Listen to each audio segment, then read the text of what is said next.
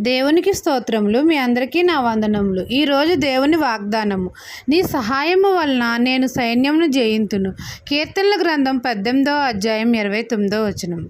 మహాపరిశుద్ధుడును సైన్యములకు అధిపతి అయిన యెహోవా, మన తండ్రి అయిన యెహోవా మనతో సెలవిచ్చినదేమనగా, మన దేవుని సహాయం వలన మనము సైన్యమును జయించుతామని.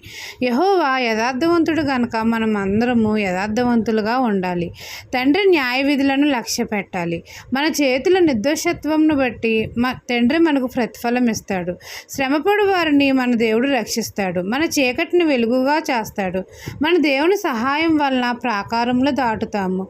మన దేవుని సహాయం వలన సైన్యంను జయిస్తాము. మనకు బలమును ధరింపజేసి మన చేతులకు యుద్ధం చేయుట నేర్పువాడు ఆయనే. మన రక్షణ కేడము, మన ఆశ్రయ దుర్గము ఆయనే. మన శత్రువులను తరిమి కొట్టి మన ఎదుట లేవలేకపోవునట్లు వారిని అణగదొక్కువాడు ఆయనే.